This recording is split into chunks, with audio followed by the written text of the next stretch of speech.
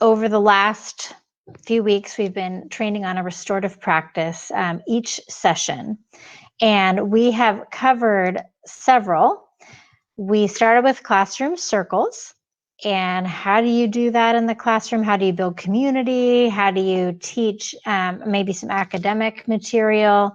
And then you can also solve problems with circles in the classroom. And then we started talking about affective language. And affective language can be statements, a specific way that we talk, where we really talk about our feelings with students, and that's okay. But you do it in a certain way. It's very observable. It's very calm. And it really reaches out and creates relationship. And also affective questions, which we mainly call them restorative questions. And we got to practice with each other what that felt like, to be asked the questions and also to answer the questions.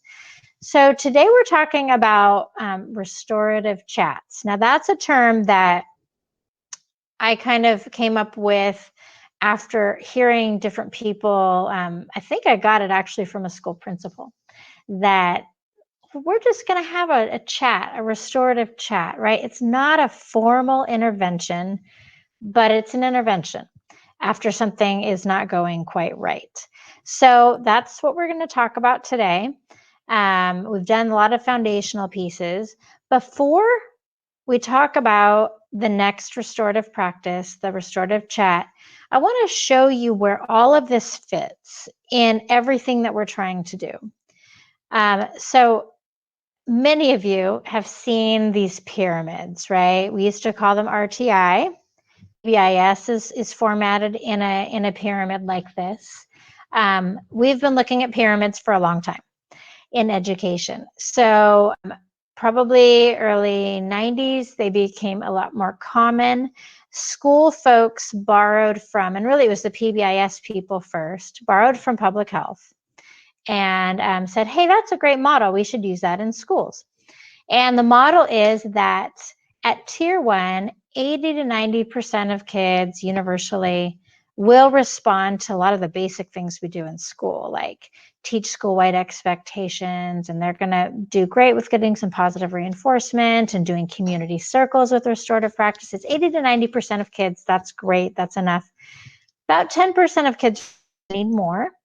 And so we have a few interventions we try at tier 2, and restoratively speaking, that is where the restorative chat is going to fall.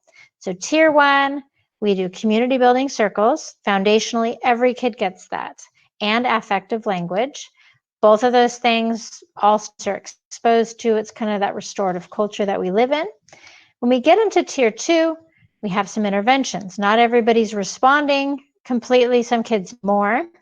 So restoratively speaking, that's where restorative chat would happen. Maybe conflict mediation, restorative circles where we're solving some problems on campus, things like that. And then you get into tier 3 and beyond. So we'll talk about that later in the series. So today, restorative chats is really what we're talking about.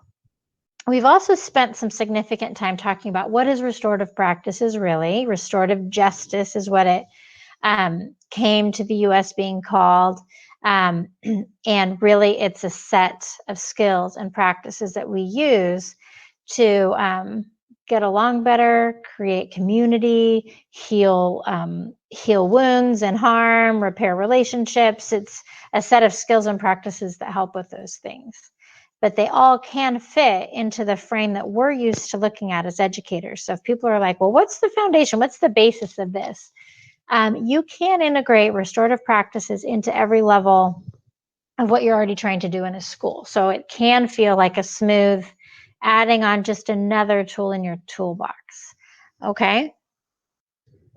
So the next thing that we want to know about restorative practices is some of that underlying premise, kind of the foundation of what it's about, that human beings, all of us included, are happier, productive, more cooperative if and we're more likely to make changes in our behavior, which is what we're talking about today, is changing kids' behavior, when people in authority over us do things with us rather than to us.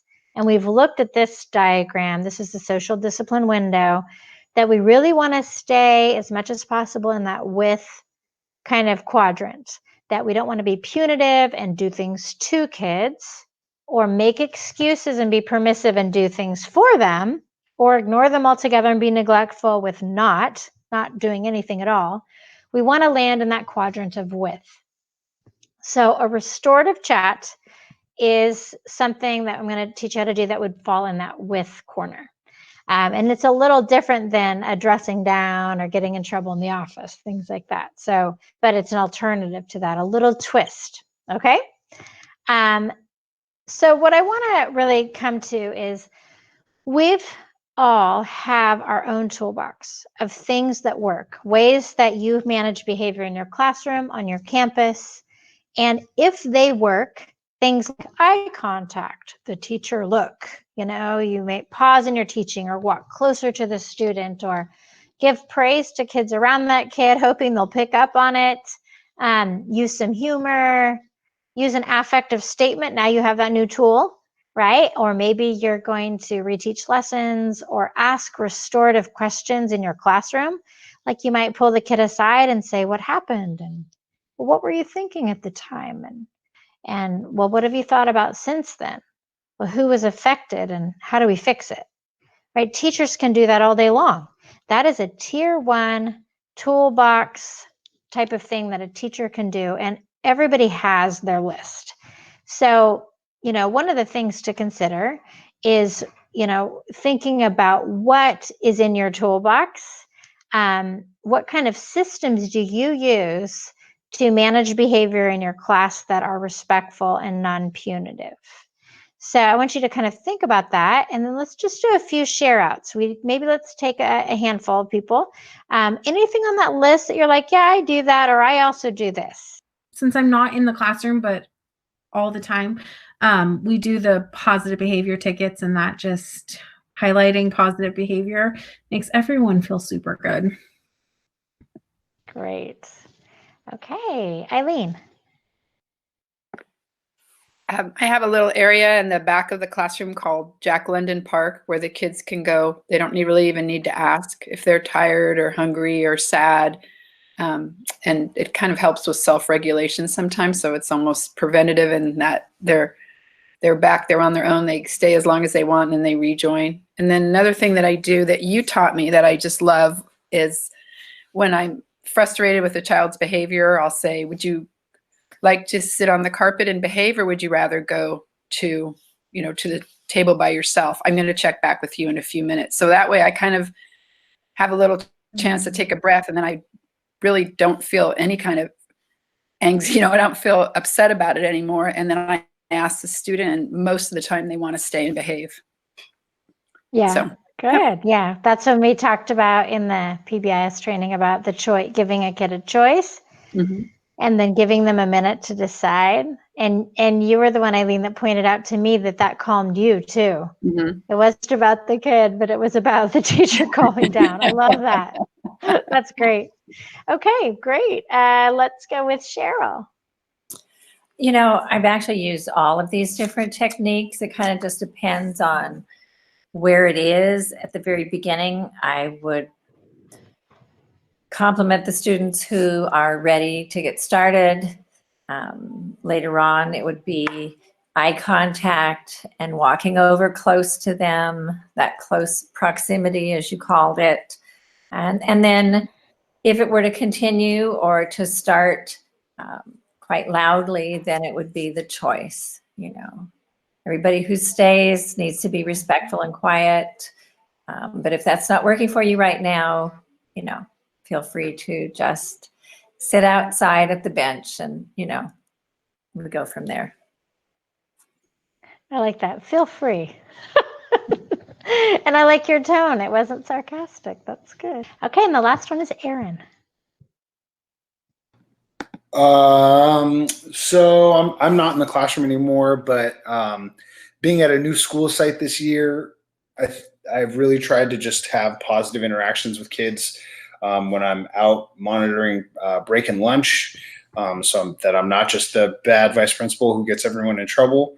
And then probably my favorite question to ask students when they are sent into the office, once they've calmed down a little bit, has been asking them how they think their behavior affected their classmates or their teacher. And really having just a conversation with them about understanding the way that their behaviors affect the people around them.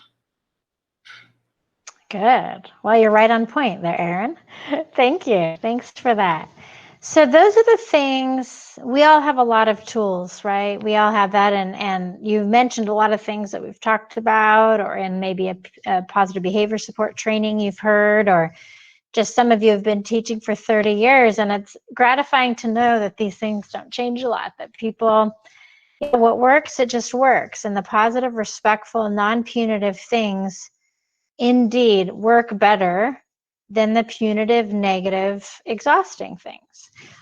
So that's good to know. So one more tool we're going to talk about is, what do you do when things get a little more serious? It's a little bit beyond what you're able to manage. Either you've tried all of your things and the kid is not responding. Maybe he's escalated, defiant, not calming down, can't hear you.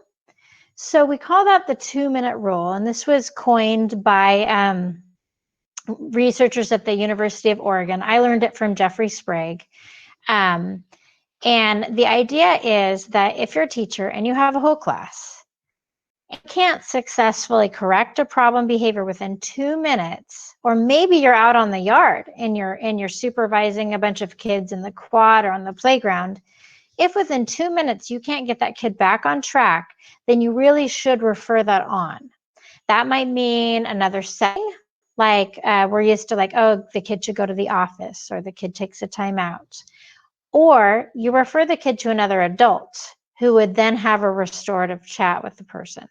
So that's kind of the background of the idea of when you would try a restorative chat. It's really something teachers can ask the restorative questions, and we'll kind of circle back to that.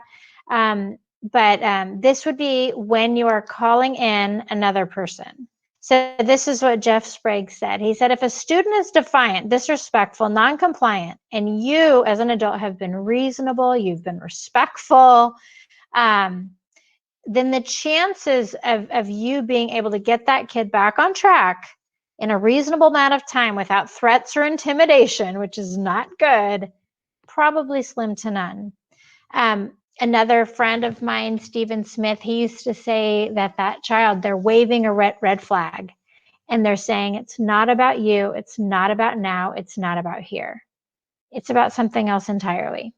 So that's really what we're talking about, that you're not going to be able to calm that kid down right now.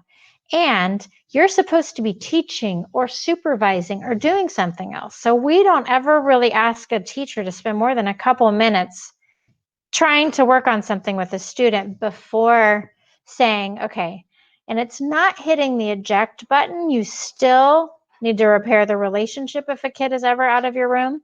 You still have to work on mending that.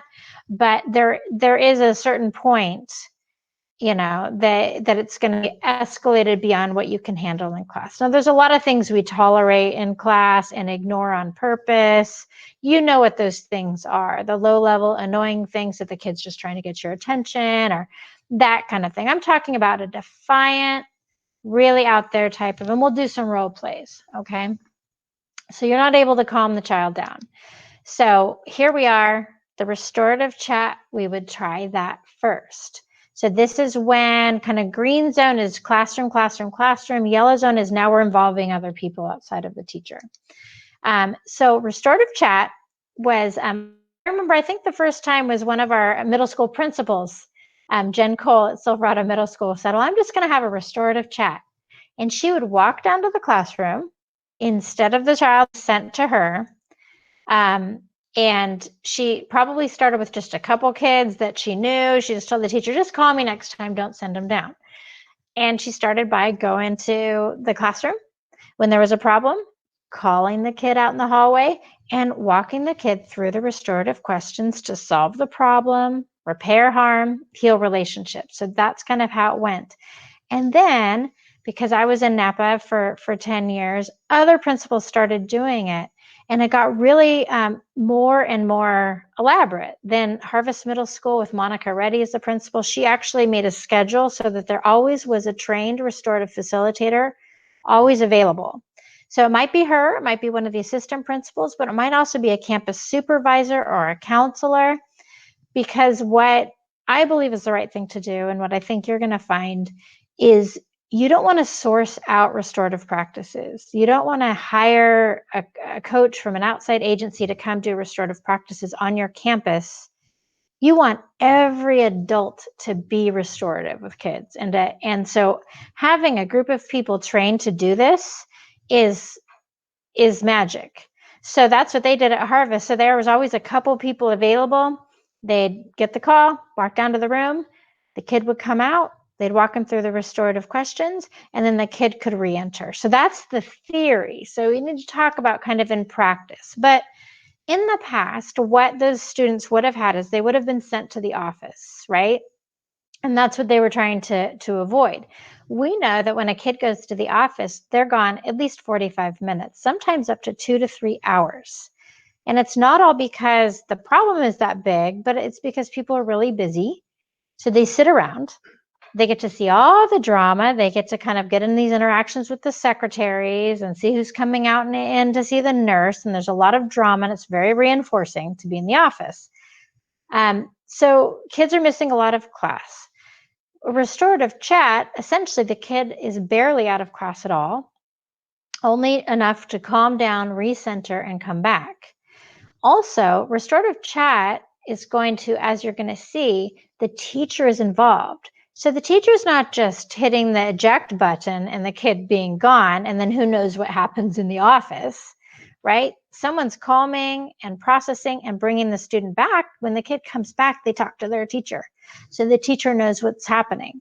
It also maintains relationships, essentially, and there's some like neurochemistry that happens here. But when we send someone out of the community, it's a trauma. And it can be equivalent to being hit or struck, to be sent away. That's how humans are made. And so, and some of it is how we do it. When we say, Johnny, you seem, like you have a lot of energy. How about you go take these books to the library? Aaron to nowhere strategy, right? Very different than Johnny, get out, right? So being sent away from the community is the get out message. But there's other things we do to get them out, I guess, but it's more of an intervention. So we're not saying get out, leave the community. We're saying we want to work on this, but let's calm down first and process first. This is going to strengthen your community, because that student's behavior is absolutely affecting everybody in the room, not weakening it. And then it has the chance of actually repairing harm, because he's going to hear, the student will hear kind of what the impact was. There's not as much that an administrator can do once the kid is in the office. Their little intervention list, the one that we went over for teachers, is really long, and the interventions that they can do in the office is rather limited. And you have a better shot at behavioral change. For one thing, it's quicker, right? You can say, well, what happened? What were you thinking at the time? How do we fix it? Okay, can you do that? Okay, show me, right? It's boom, boom, boom. It's faster, much faster than let's go talk about it. Let's go wait for half an hour for someone to talk about it. What should you have done? You're also not getting the whole story by the time they're in the office. You're more likely to get the information when it's just real fresh and right there. So there's a lot of reasons to try a restorative chat before an office referral.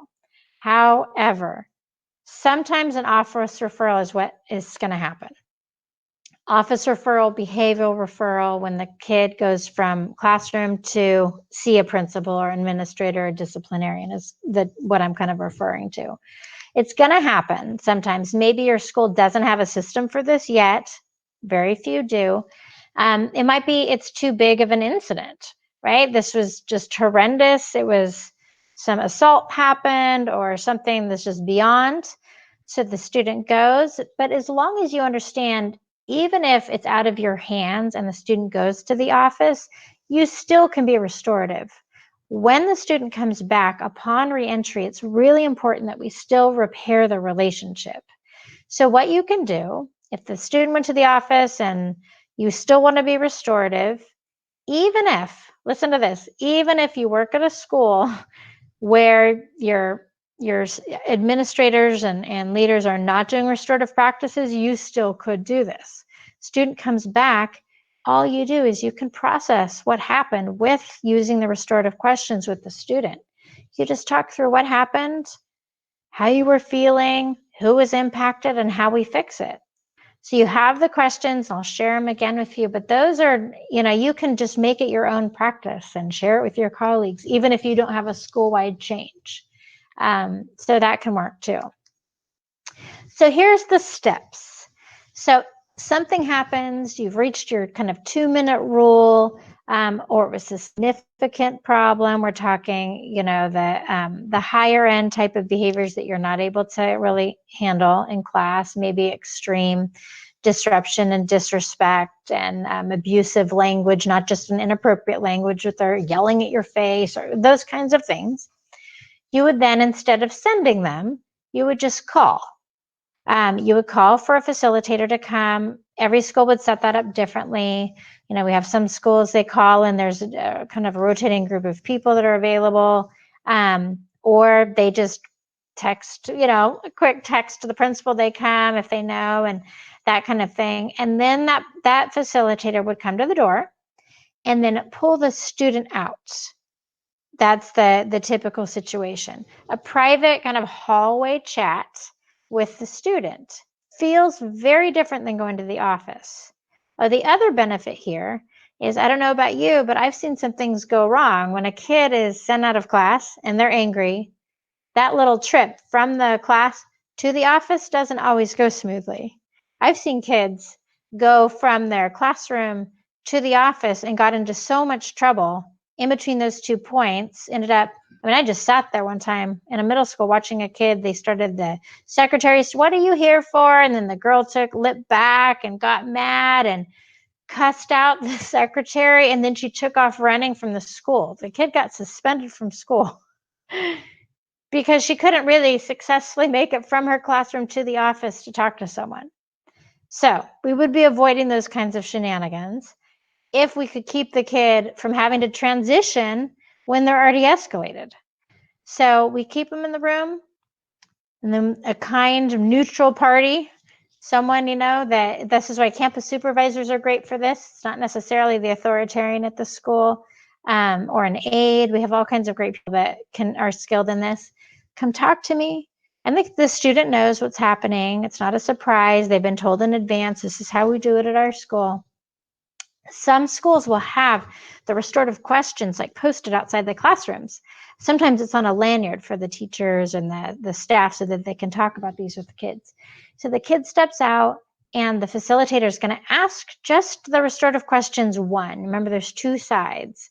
The person that did the harm and the person that was harmed is the other side. So just the one who did the harm, you just go through those questions. And the facilitator's job at that point is to make sure the kid is ready and calm to go back. So what do I look for to know if a kid is ready? Well, some people say don't have them go back until they're sorry, until they're apologizing.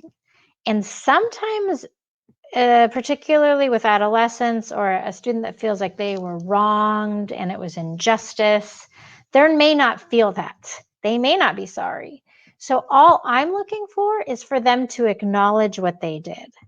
So this is a little tricky because in a restorative chat, you don't have all the information. You're just asking the kid from their perspective what happened, what were they thinking at the time, what have they thought about since, and how do we fix it? Or who was impacted, how do we fix it?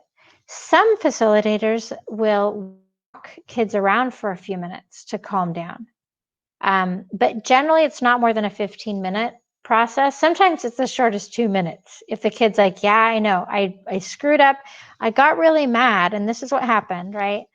But the facilitator's job is to prepare or prep, we call it prep work, the student to go back to class and to answer the questions honestly and take responsibility. They need to be calm to do that. They need to be able to have coherent answers. When the facilitator feels like, yeah, this kid seems calm, he's given some good answers, we might get more information from the teacher when they come out, but basically I have an idea of what's going on. And sometimes when they've already been called, come down, he's cussed me out, or, you know, they might tell you a little bit when they're calling you to come down anyway, which is helpful. Restorative facilitator comes down, has a little preparing kind of conversation. And when they feel like the kid is ready to be honest and be calm, then they'll walk them back, you know, to the class and take them back into the classroom. And then maybe step aside with the teacher or even go in the hallway. And they would then ask the students questions 1 and ask the teacher question 2. So, however, if the kid is not ready at all for this period, it's okay. They don't go back. You don't dump a kid back in class without having this conversation. That wouldn't be good. That's not restorative. But you also can set up a time to have a chat where you would have more time. If the stuff the kid is saying and they're not calming down, and this is a bigger issue, and it's been going on and on and on, you may want to set aside a 5 to 10 minute conversation, not a 2-minute conversation that a teacher could do during class time. You might set aside a little more time and do that like at a break or a lunch or after school or during the teacher's prep or whenever you can. And teachers that are getting into the restorative practices, they will make time, and they can even tell you. Some schools have a system where they'll say, yes, I would like to have a restorative chat with this student. I can do it in these time blocks, and they'll even write it on the office referral. So you can have that too. So it may be difficult. I mean, imagine if you're in the middle and you're a math teacher and you're teaching a math lesson and this kid just blew up the room. He's walking around, calming down and being brought back. You may not have the couple minutes that it takes to go into the hallway, and that's okay.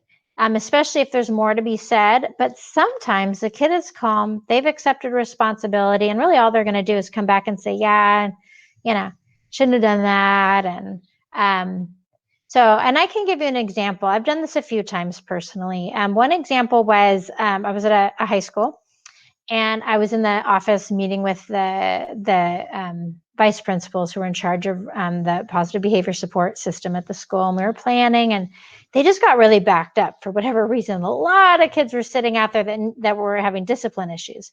So they just said, hey, Laura, you want to pitch in? And you take a kid and I'll take a kid. And so I was like, sure. So I was just learning about this. It was probably 10 years ago. So I was like, well, okay. And so I was like, can I practice on you? This kid, he was a sophomore, and he'd been kicked out of class. The bell was going to ring in like 10 minutes anyway for the end of the day. And so I asked him the restorative questions. What happened?